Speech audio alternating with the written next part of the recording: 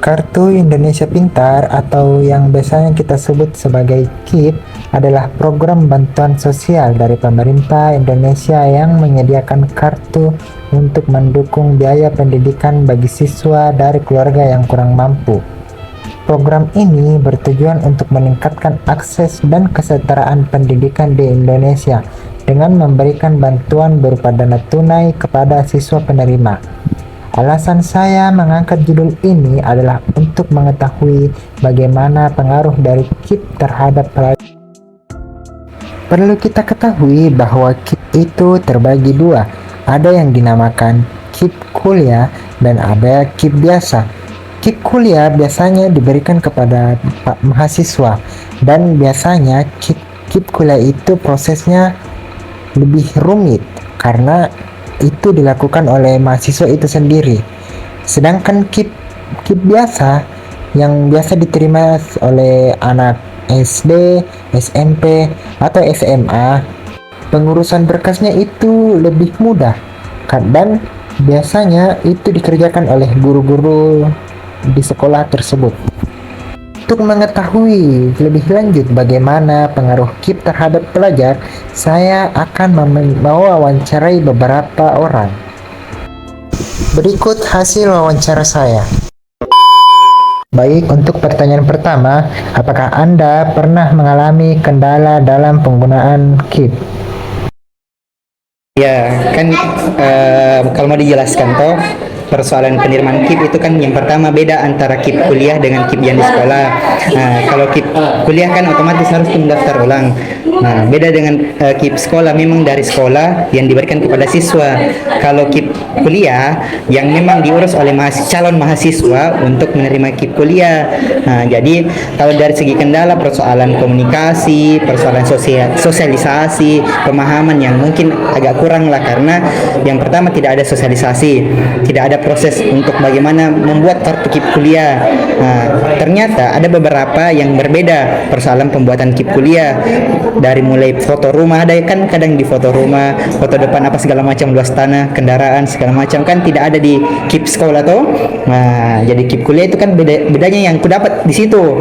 Kemudian jadwal pendaftaran, jadwal pengumuman yang kadang tidak tersebar luas. Kayak hanya beberapa orang yang tahu ternyata hari ini pengumuman, bahkan ada yang ternyata ada gelombang pertama, gelombang kedua, dan seterusnya.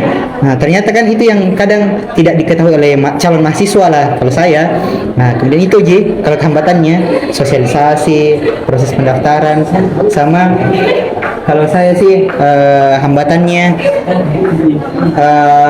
kepada ini, terkadang tidak ditahu bagaimana sistem penerimaannya orang-orang di pemerintahan. Kadang karena yang kadang ada notabene-nya masuk dalam kategori yang dapat toh, tapi ternyata tidak lolos. Bagaimana sebenarnya sistem seleksi yang dilakukan oleh pemerintah entahkah di Kemendikbudristek ataupun di Dinas Sosial toh, terkait itu sih. Beberapa kendala yang saya alami itu seperti proses pengajuannya rumit atau berkasnya itu sangatlah rumit, dan keterlambatan pencairan dana di mana kita menunggu beberapa bulan atau kadang juga beberapa tahun untuk pencairan dananya. Dan juga ada batas penggunaan dana yang mungkin tidak mencukupi kebutuhan mereka sepenuhnya. Menurut saya tidak ada kendala, karena di waktu saya menerima bantuan seperti itu, mulai dari saya SD, SMP, SMA itu tidak ada kendala, karena kita tinggal memasukkan berkas-berkas saja dan guru-guru yang mengurus segalanya, dan kita tinggal menunggu hasil saja. Jadi menurut saya tidak ada kendala apapun karena dibantu oleh guru. Baik, untuk pertanyaan kedua, apakah KIP memiliki pengaruh dalam meningkatkan motivasi untuk melanjutkan pendidikan ke jenjang yang lebih tinggi? Bagaimana jawab? Jadi sebenarnya kan begini toh, KIP kan begini, ibaratnya toh dikasih ke uang, terserah kamu apa ini uang. Jadi persoalan peningkatan value atau kayak apa di bahasanya kayak peningkatan diri tuh, entah kayak jenjang-jenjangnya kan tidak bertahap. KIP hanya sekedar menjamin kalian untuk diberikan biaya hidup dan bebas UKT lah. Yang dimana persoalan penunjangan emosional atau kayak semacam apa tadi, supaya termotivasi, yang kayak motivasi belajar, kayak motivasi kuliah kan tidak ada di dalam KIP, hanya sekedar kayak pemberian material kayak berupa uang.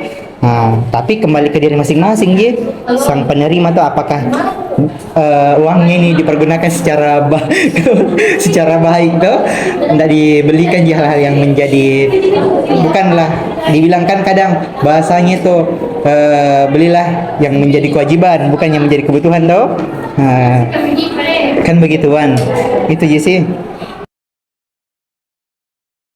Program KIP atau Kartu Indonesia Pintar itu memiliki pengaruh yang besar dalam motivasi saya, karena bantuan finansial yang diberikan oleh KIP dapat mengurangi beban keluarga saya, dan hal ini sering menjadi motivasi besar bagi saya untuk tetap fokus dan berkomitmen pada pendidikan, karena masalah finansial yang sering menjadi hambatan dapat diminimalisir dengan adanya bantuan KIP.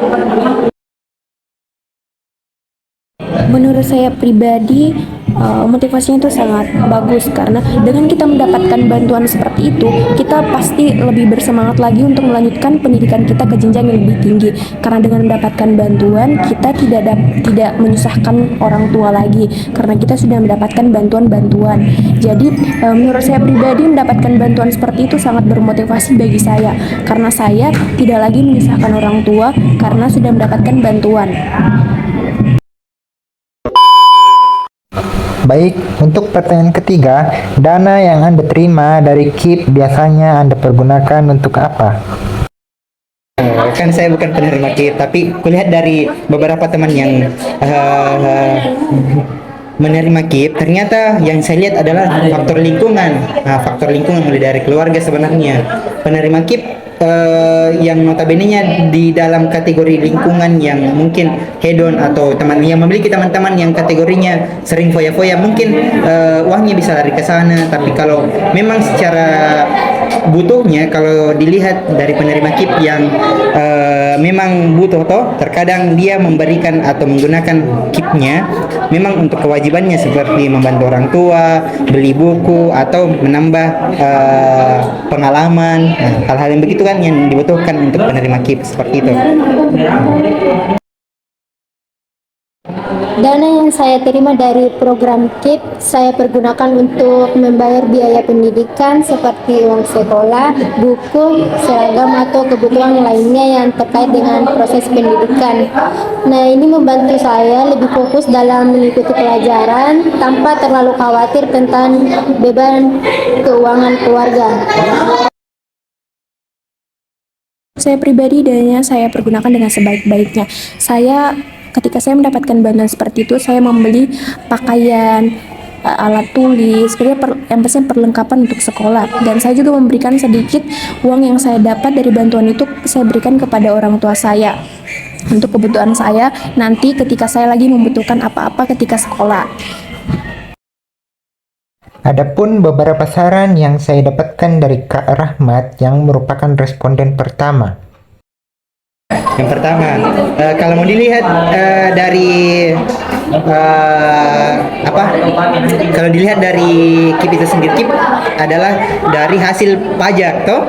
Maka setiap orang punya hak dalam KIP kuliah itu sendiri, karena setiap orang kan bayar pajak. Maka banyak-banyaklah traktir temannya, banyak-banyak beramal, banyak-banyak belikan apa yang menjadi kebutuhannya temannya yang tidak mendapatkan KIP kuliah tuh di luar daripada itu. Kan sebenarnya ada minimal di dalam itu toh. Nah, itu yang pertama. Kemudian menggunakan uangnya dengan bijak. Nah, jangan hanya membeli hal-hal yang hal-hal yang tidak wajib lah, dalam artian tidak meningkatkan view-nya, seperti itu. Baik, itulah tadi wawancara dari beberapa responden yang saya wawancarai. Adapun beberapa kesimpulan yang dapat saya simpulkan dari jawaban-jawaban yang telah diberikan oleh para responden tadi. Kesimpulannya adalah KIP dibagi menjadi dua, yaitu KIP kuliah dan KIP biasa. Kendala yang biasanya dialami oleh penerima KIP kuliah ialah karena pembuatannya yang melalui proses yang rumit, jadwal pengumumannya tidak disebarluaskan. Sedangkan kendala yang dialami oleh penerima KIP biasa ialah pencairan dananya yang relatif lama dan jumlah dana yang diberikan itu kurang cukup. Berpengaruh atau tidaknya KIP bagi pelajar itu tergantung dari diri pelajar itu sendiri. Jikalau memang pelajar itu berniat belajar, maka itu akan sangat berpengaruh, karena dengan adanya KIP bisa meringankan biaya yang dibutuhkan para pelajar untuk melanjutkan pendidikannya.